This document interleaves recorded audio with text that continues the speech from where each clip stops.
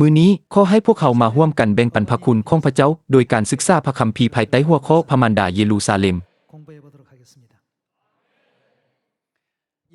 ก่อนที่พวกเขาจะศึกษาเกี่ยวกับพระมารดาเยรูซาเล็มข้าพเจ้าขอทำทานคำถามหนึ่งก่อนผู้คนทั้งหมดในโลกต่างก็อยากรู้อยากเห็นเกี่ยวกับอนาคตของตนเองบางครั้งคนเฮามักคิดว่าในอนาคตจะมีหยังเกิดขึ้นกับข้อยบางครั้งก็ได้ไปถามหมอโหรหรือหมอดูเกี่ยวกับอนาคตของตนเอง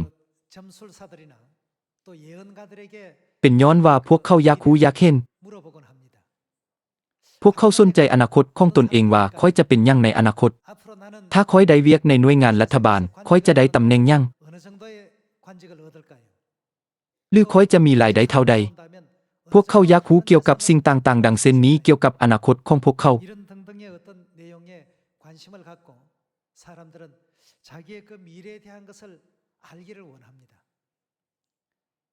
พวกท่านบ่อยากรู้อยากเห็นเกี่ยวกับอนาคตของพวกท่านคือกันบ่ข้าพเจ้าเชื่อว่าทุกคนอยากรู้อนาคตของตนเองแล้วพวกเขาควรถามไผการปรึกษากับหมอดูเป็นเรื่องดีหรือบ่หรือพวกเขาควรไปหาหมอดูไผทาโรบ่บ่มีไผเลยที่สามารถให้คำตอบที่ชัดเจนเกี่ยวกับอนาคตของพวกเขาได้ในสมัยบูฮานเมื่อดานีเอลยังมีชีวิตอยู่มีกษัตริย์แห่งอาณาจักรบาบิโลนชื่อเนบูกัดเนซซาร์มีมื้อหนึ่งเพิ่นได้ฝันกษัตริย์ได้ฝันและตื่นนอนในตอนเช้าเพิ่นรู้สึกว่ามื้อคืนนี้เพิ่นได้ฝันแปลกๆแต่เพิ่นจิบ่ได้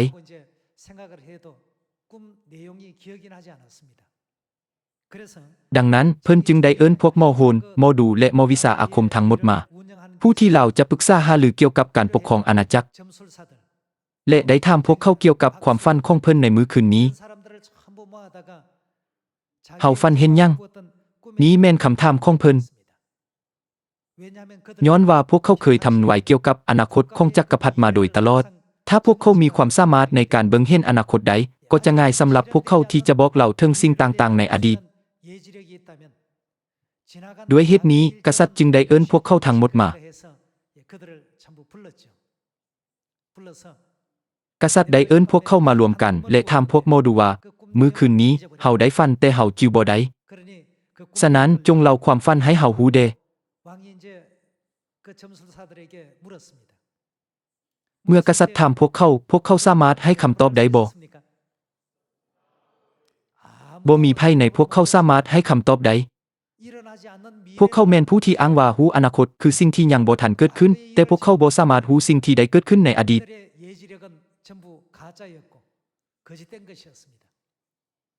นั้นได้พิสูจน์ให้เห็นแล้วว่าความสามารถของพวกเขาในการทำนายถึงอนาคตนั้นล้วนแต่เป็นเรื่องหลอกลวงและบ่จริงทั้งหมดอย่างใดก็ตามโดยผ่านผู้ประกาศพระคำดานีเอลพระเจ้าบ่เพียงแต่ทรงแจ้งให้กษัตริย์รู้รายละเอียดของความฝันเท่านั้นแต่ยังได้แจ้งให้กษัตริย์รู้ถึงความหมายของความฝันนั้นอีกด้วย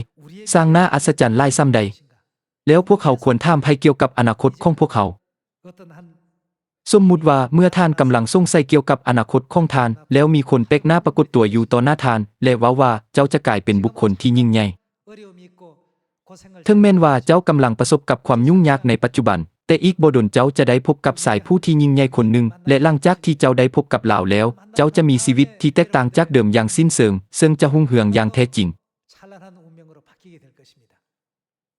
ฉะนั้นขอจงอดทนและสู้ทนกับความโศกเศร้าความเจ็บปวดความโดดเดี่ยวและความทุกข์ทรมานในปัจจุบันนี้เจ้าจะกลายเป็นลูกของสายที่ยิ่งใหญ่ที่สุดและหลังจากนั้นคนแปลกหน้าก็หายไปตั้งแต่นั้นเป็นต้นไปท่านจะรู้สึกแนวใดหัวใจของท่านจะเต้นแรงแม่นบ่ท่านจะเต็มไปด้วยความสุขบ่แม่นบ่ถึงแม้นว่าจะมีคนเฮ็ดให้ท่านเสียใจแต่ท่านก็จะเบิ่งข้ามมันไปและเต็มไปด้วยความฝันความหวังและความคาดหวังโดยคิดว่าเรื่องนี้บ่แม่นเรื่องใหญ่เลยรอถ้าเบิ่งค่อยจะกลายเป็นบุคคลที่ยิ่งใหญ่ไผเว้าเส้นนั้นไผอนุญาตให้พวกเขาฮู้เรื่องดังเส้นนี้พระเจ้าได้ทรงให้พวกเขาฮู้เรื่องดังเส้นนี้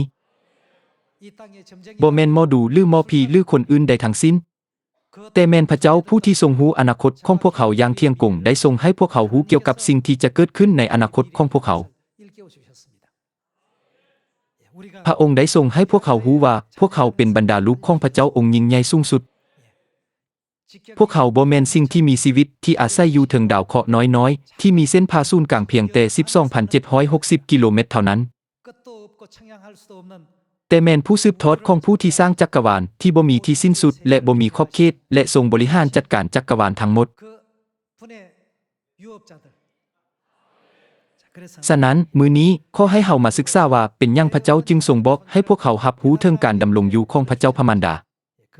ขอให้เฮามาใช้เวลาเพื่อค้นหาโดยผ่านพระคัมภีร์นำกันขอให้พวกเขามาพิจารณาเบิ่งในโฮเซอาบทที่6ข้อที่1ประชาชนเว้าว่าให้พวกเขากลับคืนไปหาพระผู้เป็นเจ้าเถาะพระองค์ได้เฮ็ดให้พวกเขาเจ็บปวดแต่พระองค์จะรักษาพวกเขาให้ดีอย่างแน่นอนพระองค์ได้เฮ็ดให้พวกเขามีบาดแผลแต่พระองค์จะพันบาดแผลให้ภายใน2-3 มื้อพระองค์จะให้พวกเขาค่อยดีขึ้นแล้วพวกเขาก็จะมีชีวิตอยู่2หน้าพระองค์จงให้พวกเขาพยายามรู้จักภัยพวกเขาควรรู้จักภัยได้มีกล่าวว่าจงให้พวกเขารู้จักพระผู้เป็นเจ้าขอให้พวกเขาจงรู้จักพระองค์แต่ด้วยวิธีใดขอให้พวกเขาพยายามเพื่อรู้จักพระองค์พวกเขาบ่สามารถรู้จักพระเจ้าได้ถ้าพวกเขาบ่พยายามพวกเขาควรพยายามรู้จักพระเจ้าจงให้พวกเขาพยายามรู้จักพระผู้เป็นเจ้าพระองค์จะมาหาพวกเขาอย่างแน่นอนตอนรุ่งเช้าและในแท้ดังฝนฤดูใบไม้ปงตกลงใส่พื้นแผ่นดินโลกเฮาต้องการให้พวกเจ้าฮักเขาอย่างจริงใจบ่แม่นนำสัตว์มาถวายบูชาเฮาอยากให้ประชาชนของเฮารู้จักเขาหลายกว่าที่จะเผาสัตว์ถวายแก่เฮาผู้ประกาศพระคำโฮเซอาได้กล่าวว่าพระเจ้าทรงต้องการให้พวกเขารู้จักพระองค์หลายกว่าที่จะถวายการนมัสการหลายครั้งแก่พระองค์หรือประกอบพิธีกรรมทางศาสนาต่างๆอย่างล่วงหลายปัจจุบันนี้มีคริสตจักรจำนวนนับบ่ถ้วนอยู่ในโลกนี้คริสตจักรทั้งหมดต่างก็ยืนยันในหลักคำสอนเดียวกันพวกเขาเว้าว่ามีพระเจ้าองค์เดียวนี้แม่นหลักคำสอนทั่วไปในทุกคริสตจักรแต่คริสตจักรของพระเจ้าได้เป็นแนวใดพวกเขาเว้าว่าแน่นอนพระเจ้าบ่ได้มีองค์เดียวนี้บ่แม่นเรื่องแปลกบ่ฉะนั้นพวกเขาต้องเข้าใจถึงพระประสงค์ของพระเจ้าก่อนขอให้เฮาไปเบิ่งในคาลาเตียบทที่4ข้อที่28บัดนี้พี่น้องทั้งหลายของเฮาเอ่ยพวกเจ้าก็เป็นลูกๆของพระเจ้าตามพระสัญญาเหมือนดังอีซากพระคัมภีร์กล่าวว่าพวกเขาเป็นลูกแห่งพระสัญญาแต่สร้างน่าเสียดายบ่แม่นทุกคนที่สามารถเป็นลูกแห่งพระสัญญาได้แล้วไผแม่นผู้ที่ได้รับพระสัญญาจากพระเจ้าเหมือนดังอีซากก่อนอื่นหมดขอให้พวกเขามาศึกษาว่าพระสัญญาของพระเจ้าแม่นยังขอให้เฮามาเบิ่งใน1โยฮันบทที่2ข้อที่25นี้และแม่นสิ่งที่พระคริสต์เองได้สัญญาว่าจะให้พวกเขาคือชีวิตอันตลอดไปเป็นนิจแต่ปัญหาก็คือพวกเขาจะสามารถรับชีวิตนิรันดร์ได้แนวใดและไผเป็นผู้ให้ชีวิตนิรันดร์แก่พวกเขา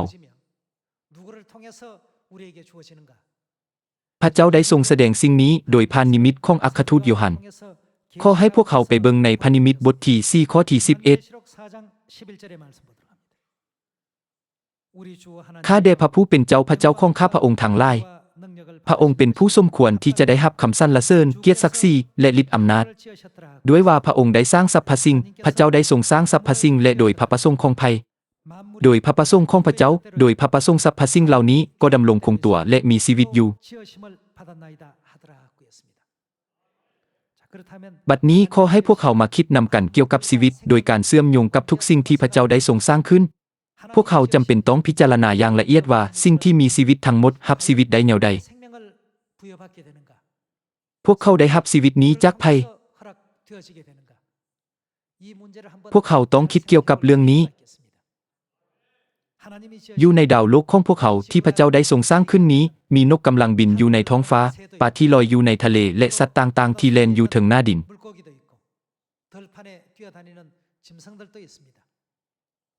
นกในท้องฟ้ามีชีวิตได้แนวใดได้รับมาจากไผ พวกเขาได้รับชีวิตมาจากแม่ของพวกเขาแล้วป่าในทะเลเดพวกเขาก็ได้รับชีวิตโดยผ่านแม่ของพวกเขาเช่นกันแล้วสัตว์ที่แล่นอยู่ถึงหน้าดินเดเป็นแนวใดพวกเขาก็ได้รับชีวิตจากแม่เช่นกันแล้วมนุษย์เดเนื่องจากว่ามนุษย์ทุกคนได้ถูกสร้างขึ้นโดยพระเจ้าเช่นกันพวกเขาจึงได้รับชีวิตผ่านทางแม่ของพวกเขาพระเจ้าได้ทรงสร้างทุกสรรพสิ่งโดยพระประสงค์ของพระโดยพระประสงค์ของพระเจ้ามีกล่าวว่าทุกสรรพสิ่งได้ถูกสร้างขึ้นและดำรงอยู่ตามพระประสงค์ของพระเจ้าแล้วพระเจ้าทรงมีพระประสงค์อย่างในการเฮ็ดให้ทุกสรรพสิ่งได้รับชีวิตมาจากแม่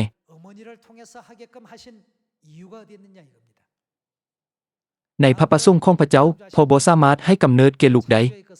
เป็นหยังจึงเป็นเช่นนั้นทุกสรรพสิ่งเป็นไปได้ด้วยฤทธิ์อำนาจของพระเจ้าแม่นบ่พระเจ้าทรงสามารถเฮ็ดให้พ่อให้ชีวิตใดแต่เป็นหยังพระองค์จึงทรงเฮ็ดให้แม่เป็นผู้ให้ชีวิตต้องมีพระประสงค์ของพระเจ้าอย่างแน่นอน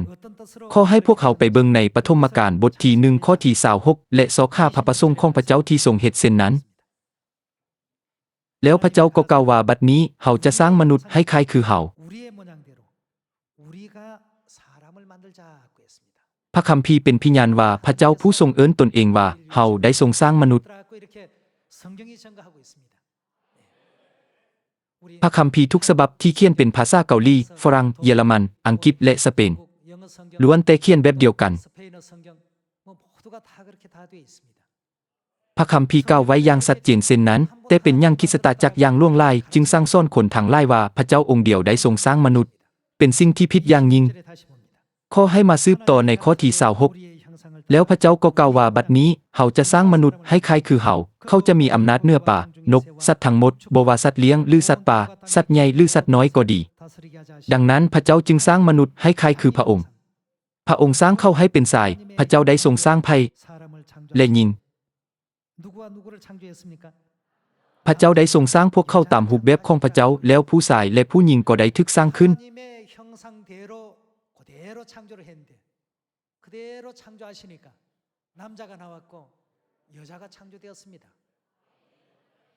พระเจ้าได้ทรงสร้างมนุษย์ตามรูปแบบของไผ่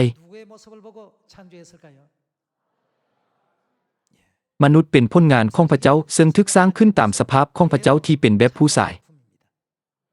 แล้วผู้หญิงเดแน่นอนว่าพระเจ้าได้ทรงสร้างผู้หญิงตามสภาพของพระเจ้าที่เป็นแบบผู้หญิงบ่แม่นบ่มนุษย์ทุกคนเอิ้นพระเจ้าที่เป็นแบบผู้ชายว่าแนวใดพวกเขาเอิ้นพระองค์ว่าพระบิดาของข้าพระองค์ทั้งหลายผู้สถิตอยู่ในสวรรค์ตามธรรมดาแล้วในความคิดของพวกเขาพระเจ้าที่เป็นแบบผู้หญิงแม่นไผ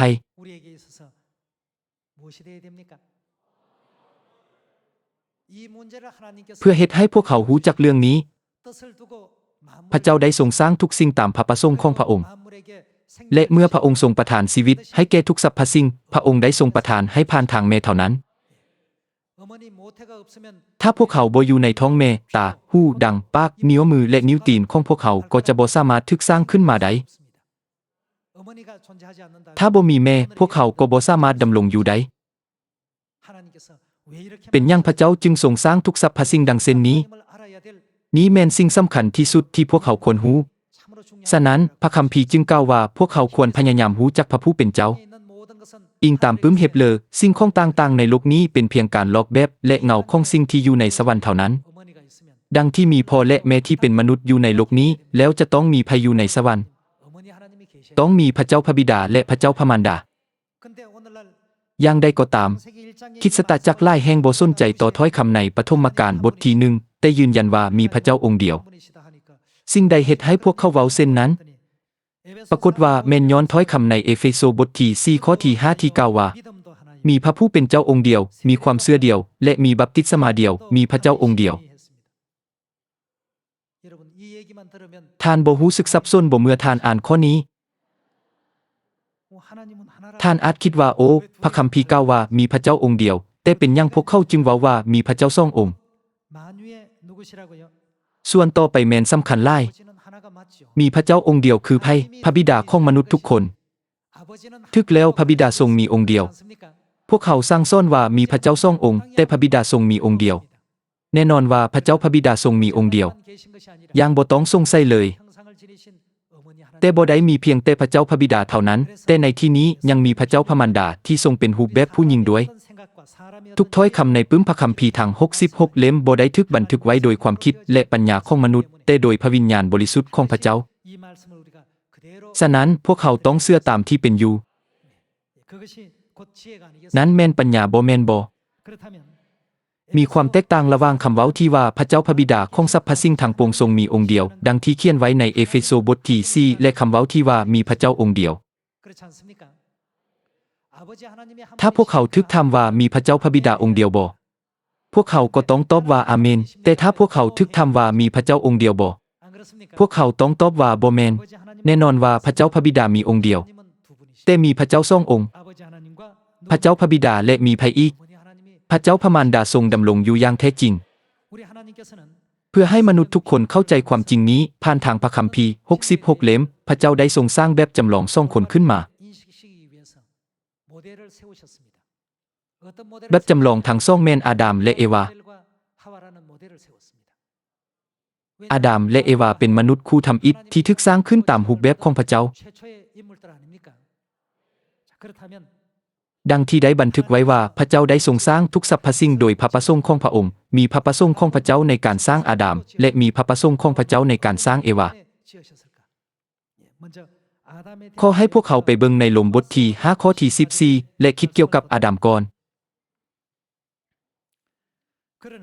แต่จากสมัยของอาดัมจนถึงสมัยของโมเสสความตายได้ครอบงำมนุษย์ชาติทุกคนแม้แต่ผู้ที่บ่ได้เฮ็ดบาปอย่างอาดัมเมื่อเราบ่เชื่อฟังข้อคำสั่งของพระเจ้าอาดัมเป็นแบบเล็งเทิงภาย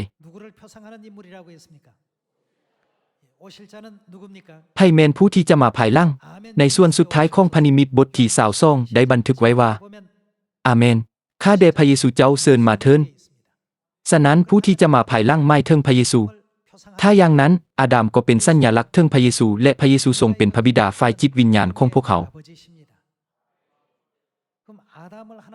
เหตุผลที่พระเจ้าได้ทรงสร้างอาดัมและเฮ็ดให้เรามีชีวิตอยู่ก็ย้อนว่าพระองค์ทรงต้องการสั่งสอนพวกเขาเกี่ยวกับพระเจ้าพระบิดาผู้ทรงเป็นพระเจ้ารูปแบบผู้ชายแล้วเป็นหยังพระเจ้าจึงทรงสร้างเอวาภรรยาของอาดัม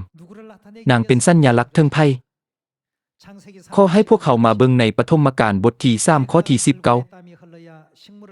เจ้าจะเฮ็ดเวียกยากจนเหือกไข่ย้อยออกมาเพื่อจะเฮ็ดให้ดินเกิดผลเพียงพอเลี้ยงชีวิตเจ้าจนกว่าเจ้าคืนไปสู่บ่อนที่เจ้าทึกสร้างขึ้นมาเจ้าทึกสร้างมาแต่ดินเจ้าจะคืนไปเป็นดินอีกอาดัมใส่ชื่อให้เมียของตนว่าเอวาเพราะนางเป็นหยังแม่ของมนุษย์ทั้งปวง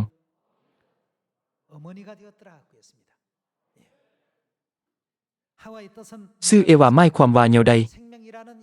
อาดัมตั้งชื่อให้เมียของตนว่าเอวาซึ่งมีความหมายว่าชีวิต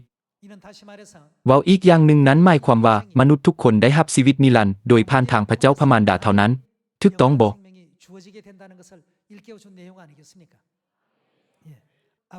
พระเจ้าได้ทรงสร้างอาดัมเพื่อเฮ็ดให้พวกเขารู้ถึงการดำรงอยู่ของพระเจ้าพระบิดา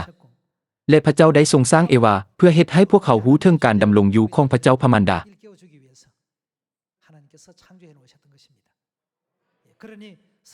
ฉะนั้นพระคัมภีร์จึงกล่าวว่าทุกสรรพสิ่งถูกสร้างขึ้นโดยพระประสงค์ของพระเจ้า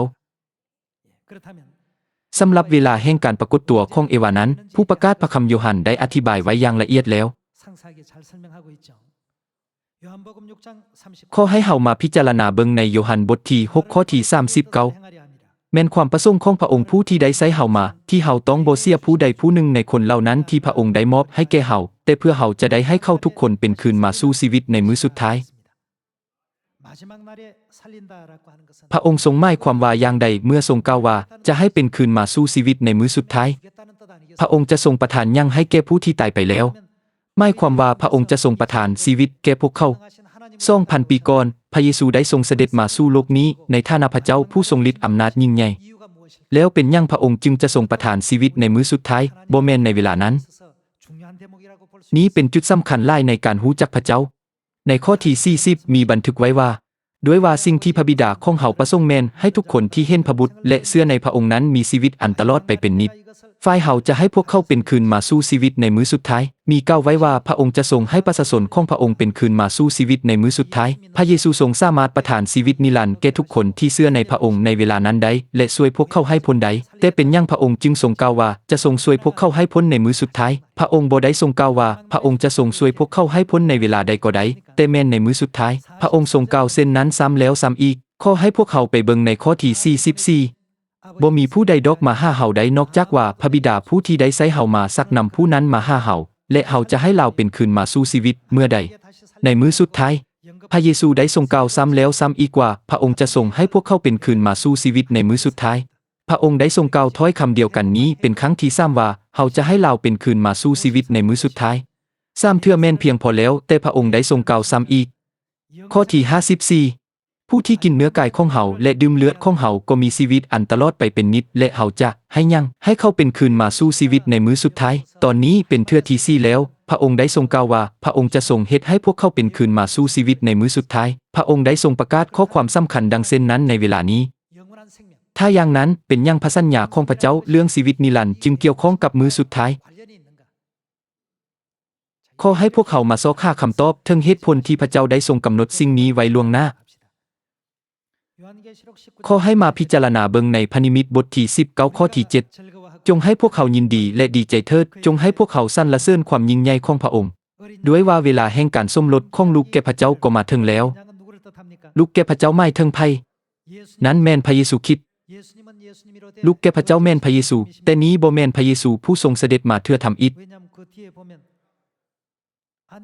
นั้นก็เพราะว่าถ้อยคำต่อไปกล่าวว่าพระเยซูองค์นี้ทรงเข้าพิธีสมรสกับภรรยาของพระองค์นี้บ่แม่นเกี่ยวกับการเสด็จมาเพื่อทำอิฐของพระเยซูไผแม่นผู้ที่จะมาภายหลังพระเยซูผู้ทรงเสด็จมาเพื่อที่สองการดำรงอยู่ของพระบิดาและพระมารดาได้ถูกอธิบายโดยผ่านอาดัมและเอวาถ้าอาดัมเป็นสัญลักษณ์ถึงผู้ที่จะมาภายหลังซึ่งก็คือพระเยซูผู้ทรงเสด็จมาเพื่อที่สองเช่นเดียวกับที่เอวาภรรยาของอาดัมดำรงอยู่อย่างแน่นอนภรรยาของลูกแก่พระเจ้าก็ต้องดำรงอยู่เช่นกันแม่นบ่พระองค์ทรงต้องดำรงอยู่อย่างแน่นอนขอให้เฮามาซอกหาว่าภรรยานั้นแม่นไผในข้อที่7จงให้พวกเขายินดีและดีใจเถิดจงให้พวกเขาสรรเสริญความยิ่งใหญ่ของพระองค์ด้วยว่าเวลาแห่งการสมรสของลูกแก่พระเจ้าก็มาถึงแล้วแม่นไผได้เตรียมตัวพร้อมแล้วได้บันทึกไว้ว่าภรรยาของพระองค์ก็ได้เตรียมตัวสำหรับงานนี้ข้อที่8เจ้าเศร้าได้รับผ้าปานเนื้อละเอียดดีนุ่งผ้าปานเนื้อละเอียดดีได้แก่การกระทำอันชอบธรรมแห่งประชาชนของพระเจ้าข้อที่9แล้วทูตสวรรค์ก็ได้กล่าวแก่ข้าพเจ้าว่าจงเขียนไว้ว่าความสุขเป็นของผู้ที่ได้รับเชิญมาในงานสมรสของลูกแก่พระเจ้าฝ่ายทูตสวรรค์ก็กล่าวตื่มว่านี้เป็นถ้อยคำอันแท้จริงของพระเจ้า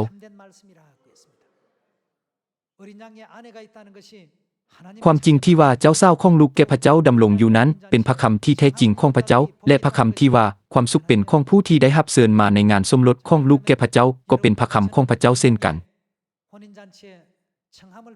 ถ้าอย่างนั้นพวกท่านและข้าพเจ้าก็แม่นผู้ที่ได้รับเชิญไปร่วมงานสมรสของลูกแก่พระเจ้าบ่แม่นบ่อิงตามคำอุปมาเรื่องงานกินเลี้ยงสมรสแห่งสวรรค์ในมัทธิวบทที่22ได้ปรากฏมีผู้ที่ถูกเชิญและถูกเลือกแล้วเจ้าเศร้าผู้ที่ปรากฏตัวในที่นี้แม่นไผพวกเขาแม่นผู้ที่ถูกเชิญและลูกแก่พระเจ้าแม่นพระเยซูผู้ทรงเสด็จมาเทื่อที่สองแล้วเจ้าเศร้าได้แม่นไผตามหลักของพระเจ้า3พระภาคในองค์เดียวกันพระเยซูคริสต์ทรงเป็นพระเจ้าพระบิดาของพวกเขาแล้วพวกเขาควรเอิ้นภรรยาของพระเจ้าพระบิดาว่าแนวใดพระองค์ทรงเป็นพระมารดาที่นิรันดร์ของพวกเขาเกี่ยวกับความจริงนี้ขอให้พวกเขามาพิจารณาเบิ่งในพระนิมิตบทที่21ข้อที่9และเบิ่งนำกันว่าพระเจ้าได้ทรงแสดงนิมิตยังให้อัครทูตโยฮันได้เห็นทูตสวรรค์ตนหนึ่งใน7ตนที่ถือคัน7หน่วยเต็มด้วยภัยพิบัติสุดท้าย7อันนั้นได้มาหาข้าพเจ้าและกล่าวว่ามาเถาะเขาจะพาเจ้าไปเบิ่งเจ้าเศร้าภรรยาของลูกแก่พระเจ้าพระวิญญาณได้ควบคุมข้าพเจ้าและทูตสวรรค์พาข้าพเจ้าไปถึงยอดภูสูงหน่วยหนึ่งเพิ่นได้ชี้ให้ข้าพเจ้าเห็นนครศักดิ์สิทธิ์คือกรุงเยรูซาเล็มซึ่งกำลังลงมาจากสวรรค์และจากพระเจ้าทูตสวรรค์ได้แสดงให้เราเห็นยังทูตสวรรค์ได้แสดงให้เราเห็นนครศักดิ์สิทธิ์คือกรุงเยรูซาเล็มพระเจ้าทรงมีพระประสงค์ยังในการแสดงให้เห็นกรุงเยรูซาเล็มตั้งแต่นี้ไปขอให้เฮามาซอกหาคำตอบเกี่ยวกับเรื่องนี้ขอให้เฮาไปเบิ่งในคาลาเตียบทที่4บทที่4ข้อที่26แต่กรุงเยรูซาเล็มที่ถึงชั้นฟ้านั้นเป็นอิสระและนางก็เป็นแม่ของพวกเขาในเรื่องนี้พวกเขามีความสัมพันธ์แนวใดกับเยรูซาเล็ม ได้มีกล่าวว่านางเป็นแม่ของพวกเขาพระคัมภีร์ทั้งหมดในทั่วโลกมีบันทึกแบบเดียวกัน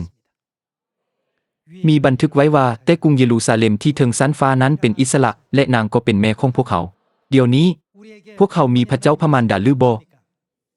พวกเขามีพระมารดาอย่างแน่นอนขอให้มาเบิ่งข้อที่27ด้วยเพราะมีเขียนไว้ในพระคัมภีร์ว่าโอหญิงมันผู้บ่เคยเกิดลูกเอ๋ยจงดีใจเถิด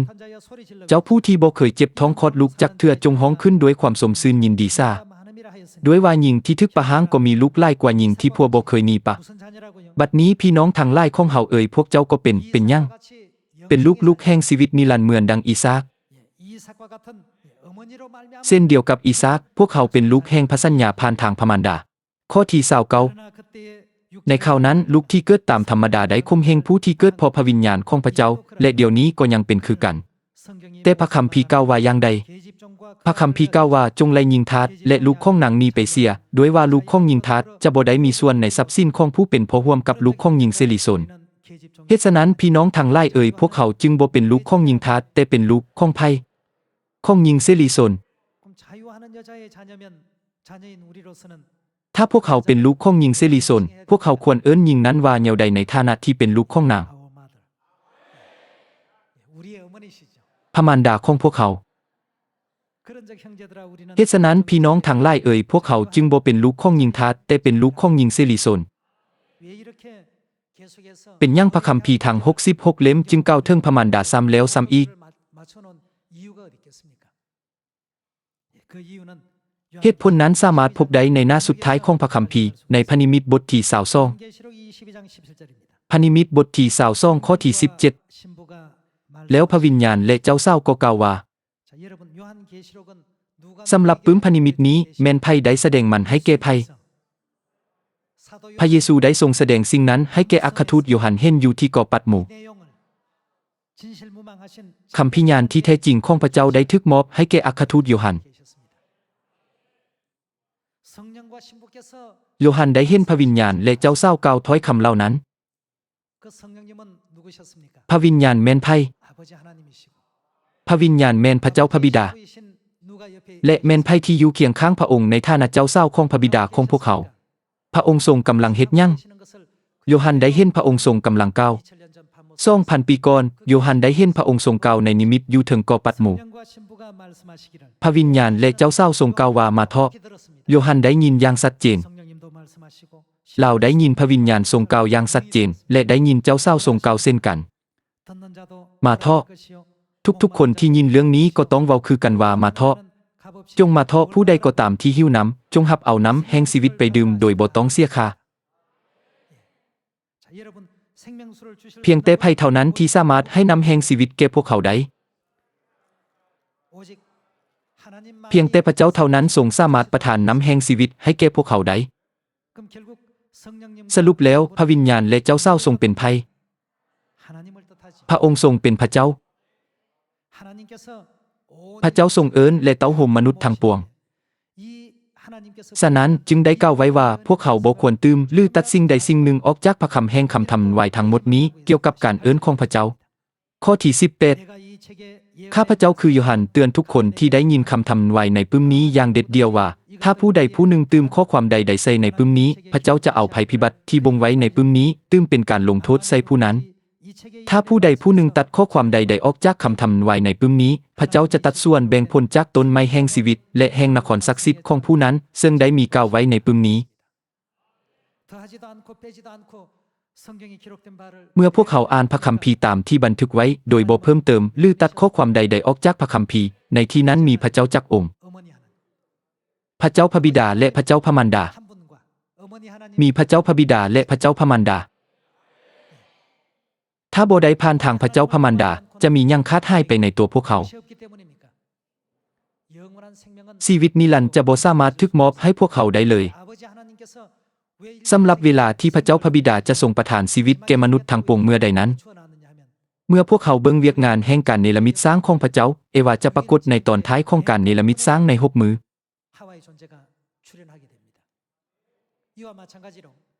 ในทำนองเดียวกันไผควรจะปรากฏตัวในตอนท้ายของการเนรมิตสร้างใน 6,000 ปี เอวาแห่งคำทำนายซึ่งก็คือพระมารดาแห่งสวรรค์เยรูซาเล็มจะต้องปรากฏ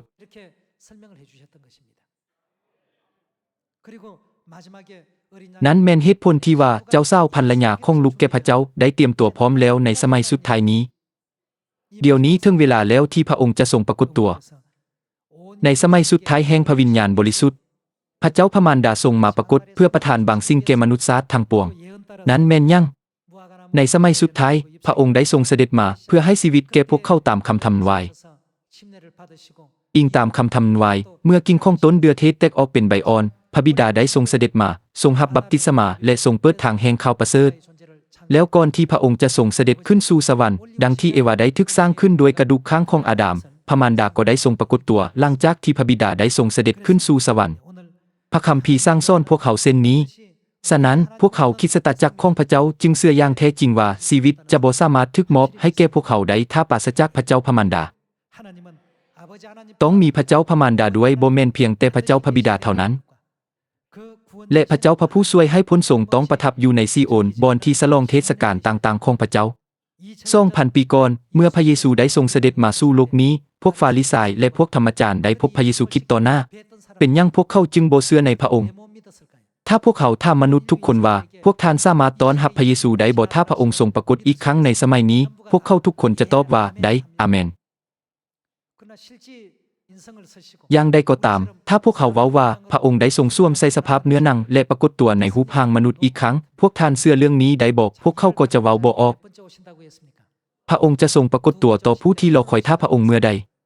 เมื่อพระองค์ทรงเสด็จมาเทื่อที่สองพระองค์ทรงเสด็จมาเพียงลำพังหรือบ่พระเจ้าพระบิดาและพระเจ้าพระมารดาได้ทรงมาปรากฏนำกันในฐานะพระวิญญาณและเจ้าสาวและได้ทรงนำพาบรรดาลูกที่เสียไปทั้งหมดมาสู่ความจริงและช่วยพวกเขาให้พ้นเนื่องจากพระองค์ได้ทรงเสด็จมาในสภาพมนุษย์คือกันกับพวกเขาดังที่ได้ทำนายไว้ในเอสายาห์บทที่8พระองค์จึงทรงกลายเป็นหินที่เฮ็ดให้มนุษย์ต่ำสะดุดพวกเขาจะเชื่อว่ามนุษย์เป็นพระเจ้าได้แนวใดนี้แม่นสิ่งที่พวกฟาริสัยได้เว้าเมื่อ 2,000 ปีก่อนด้วยเหตุนี้พระเยซูคริสต์จึงได้ทรงกล่าวด้วยความกังวลอย่างยิ่งว่าจงเชื่อในเฮาเถิดถ้าพวกท่านบ่เชื่อในเฮาก็ให้เชื่อในภารกิจที่เฮาได้เฮ็ดนั้นนี้หมายความว่าจงเชื่อในเฮาเมื่อเห็นสิ่งที่เฮากำลังกระทำอยู่บ่ว่าเฮาจะประกาศพันธสัญญาใหม่อยู่หรือบ่ว่าเฮาจะอยู่ในซีโอนหรือบ่และบ่ว่าเฮาได้ปรากฏตัวในสมัยสุดท้ายหรือบ่ก็ตามเมื่อเห็นเวียกงานที่เฮากำลังกระทำอยู่ถ้ามันเป็นไปตามคำทำนายและถ้าพวกท่านเชื่อพวกท่านก็จะได้รับความพ้นผู้คนมักคิดว่าถ้าพระเยซูทรงอยู่ในโลกนี้ก็จะบ่มีภัยที่บ่เชื่อในพระองค์อย่างใดก็ตามถึงแม้นว่าพระเยซูทรงอยู่ในโลกนี้เมื่อ 2,000 ปีก่อนแต่ชาวยิวจำนวนหลายบ่ได้เชื่อในพระองค์พวกเขาได้หันหนีจากพระองค์แต่พวกเขาต้องรู้จักพระองค์แล้วพวกเขาควรเฮ็ดแนวใดเพื่อจะรู้จักพระเจ้าพวกเขาควรพยายามที่จะรู้จักพระองค์มื้อนี้พวกท่านและข้าพเจ้าได้รับการรับประกันอนาคตของพวกเขาผ่านพระคำของพระเจ้าในพระคัมภีร์บ่แม่นปึ้มของนักโหราศาสตร์หรือปึ้มของผู้ประกาศพระคำคนใดๆและพวกเขาได้รู้จักถึงการดำรงอยู่ของพระเจ้าพระมารดาผู้ที่จะทรงรับประกันอนาคตของพวกเขาขออย่าได้สูญเสียความเชื่อนี้จนถึงสุดท้ายแต่จงรักษามันไว้ในจิตใจของพวกท่านเพื่อว่าพวกท่านทุกคนจะได้รับพระพรในมื้อพระนี้ข้าพเจ้าขอจบคำเทศนานี้โดยหวังว่าพวกท่านจะได้รับพระคุณอย่างเต็มล้นผ่านพระคำเหล่านี้ขอขอบใจ